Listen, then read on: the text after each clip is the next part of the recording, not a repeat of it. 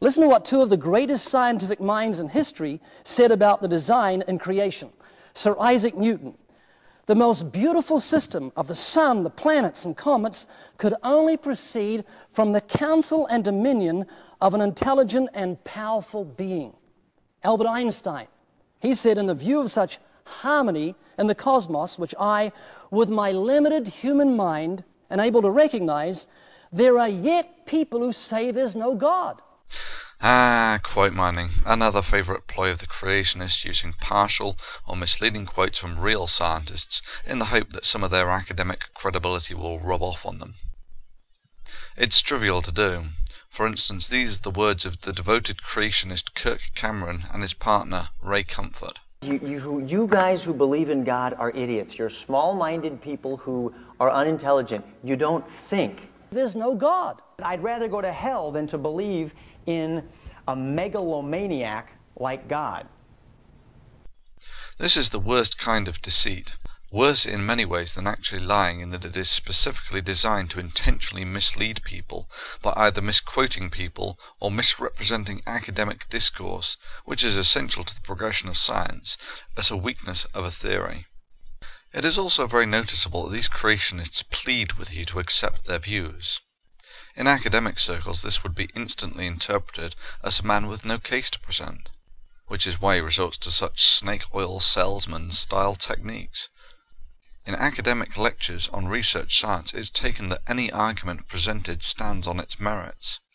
The lecturer is expected to present his case clearly, but any attempt to suggest that his argument should be accepted based on the pleading or scoffing of the lecturer will be instantly greeted with academic skepticism. This sort of thing might fly in the pulpit and in political forums, but it has no place in the academic arena.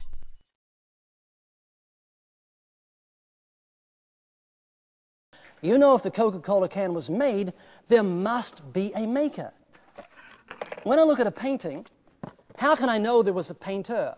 Well, the painting is absolute 100% scientific proof there was a painter. Well, the building is absolute 100% scientific proof there was a builder. Yeah, tell it, brother. Just like rocks are 100% absolute proof of a rock-making god. Just like sunsets is 100% absolute scientific proof of a sunset-making factory. Yeah, just like a nearly perfectly spherical Mars is 100% absolute proof that there is a Mars maker. Oh yeah, that's right, I remember now.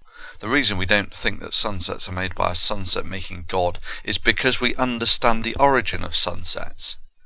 We can still say that God did it, it's just that that doesn't advance our understanding of the world any, and it's a path that leads to an intellectual dead end. If it's designed, there must be a designer. This statement is of course tautological, but the question is, how can you recognize design? For instance, crystals are among the most ordered objects in the universe, yet we do not instantly reach for a crystal-making god to try and explain the existence of these highly ordered structures. Again, the reason that we do not reach for a god to explain these structures is because we have a perfectly satisfactory naturalistic explanation of the origin of crystals. There is nothing wrong with a tautological statement that designed objects are designed. There is nothing wrong with a statement that paintings, etc., are designed, simply as they have no plausible naturalistic explanation for their origin. However, there is a naturalistic explanation for life. It's called evolution. And before the creationists start coming out with their unfounded tosh about how it's never been observed and so on, it's more than observed. The principle of evolution is used by the likes of engineers to design aerodynamic bodies. A sort of design without a designer. Indeed, even I myself have written such pieces of code. All you need is reproduction with variation, and environmental attrition, and evolution intrinsically follows. This is not just some animation, but the front end of an evolutionary algorithm, where the bugs are actually evolving to the environment. But let's just highlight the logical flaws of this typical creation argument that designed objects such as paintings, buildings, etc. require a designer. Life looks designed, so it must have a designer. Let me parody this creationist logic. Let me take a load of pebbles and see if any of them perfectly fit a shot glass. The answer is no. Indeed, I could keep on trying to get pebbles to fit this shot glass in perpetuity, and never find one that fits it perfectly. Indeed, I could happily conclude that the only way for a pebble to fit the shot glass perfectly is if it were designed to fit the shot glass. Liquids, however, fit the shot glass perfectly every time. So, by the creationist logic, the liquid must be designed to fit the glass. Now, the reason this argument is bogus, of course, is simply because the two objects being compared have different critical properties.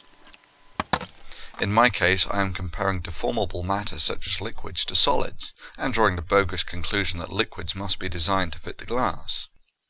In the creationist case, they are comparing objects that are known to be manufactured with objects that can evolve, that is, objects that suffer environmental attrition and reproduction with variation, and then drawing the bogus conclusion that life must be designed.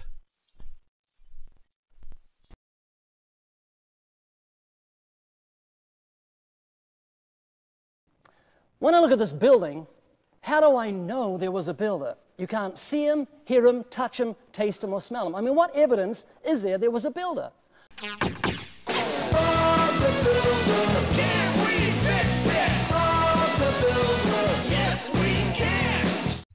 Yeah, that's right. You know there was a builder because you can see him, hear him, touch him, taste him, and smell him.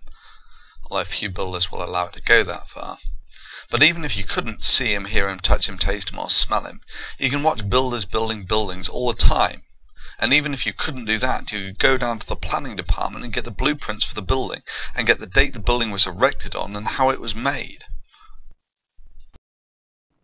When I look at this building, how do I know there was a builder? You can't see him, hear him, touch him, taste him, or smell him. I mean, what evidence is there was a builder?